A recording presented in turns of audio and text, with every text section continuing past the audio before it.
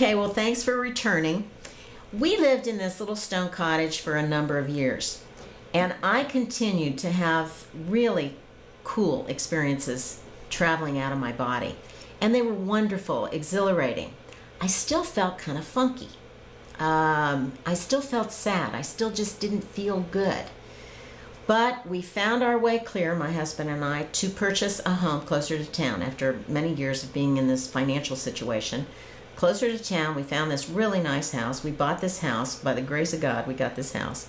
And we moved in, and I really felt like that was going to be the catalyst to help me feel better, because I'd been living in this remote location for so long, having wonderful experiences, but feeling kind of funky in the real world, you know. So I thought being closer to town, I went back to the university, and I started back to college again after many years. I'm about 42 years old by this time. And I'm thinking that this will all be the catalyst to get me feeling better. But I didn't. I still felt real funky. Not only that, I had this condition that I had developed. I got this tumor in my uterus that was hemorrhaging. For 2 years I had this thing. And I really felt like I needed to address it. So I went to my doctor, and he confirmed I have this big tumor in my uterus, and it's hemorrhaging, and it's like I'm having a period 2 weeks out of every month, and it's making me crotchety and run down, and I'm just not feeling good. So I'm thinking that that's part of my problem. So I say to my doctor, well, what's causing this? And he said, well, we don't know. Women your age, he said, you're a little young to have this, but women around your age just get this. And I said, well, that's not a good enough answer. I said, what can I do? And he said, I think you should have a hysterectomy. And I said, in your dreams, buddy. I'm only 42 years old. I'm not going to have a hysterectomy. What are my other choices? He said, well, they have this laser surgery. And I said, well, what else? And he said, well, we could just watch it. And I said, yeah, let's do that. Let's just watch it. Well, in the meantime, I called this psychologist because I felt like I needed a little more help emotionally to get out of this funk that I felt like I was in, and out of this sadness that I felt like I was in all the time. So I went to see this guy, and we worked on me.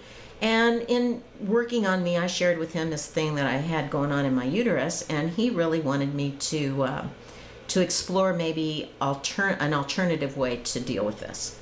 So he suggested that I see this Chinese medical doctor that he and his family had been seeing for about 10 years. And he said the guy just worked miracles with their family, kept them in balance, they never got sick anymore.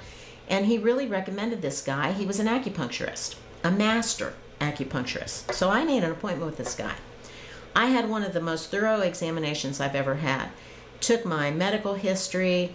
I told him about this tumor in my uterus, told him about some other things. You know, he took my pulses and did all kinds of stuff. The neat thing about this story is that on my way to this appointment, I knew that this tumor was history. As a matter of fact, I'm going to really go out on a limb here and share something that's the truth. On my way to the appointment, I knew that the tumor was already gone. Okay?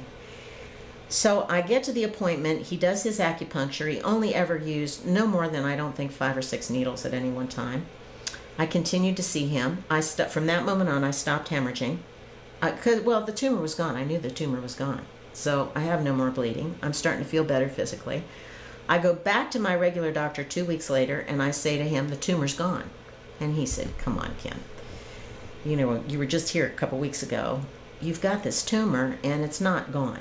And I said, it's gone. I've stopped bleeding. It's gone. He said, well, you may have stopped bleeding, but it's not gone. And I said, I want you to do another internal sonogram, and I want to prove this to you. Well, he did.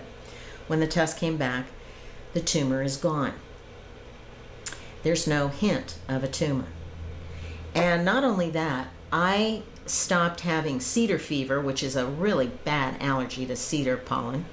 I stopped having upper respiratory infections, and I stopped bleeding, and I just felt renewed physically. I'm still trying to come out of this funk, but I am considering that there is really more going on in the big picture than we can possibly know. And I am just now venturing on the edge of knowing that we have the ability and the power to heal ourselves.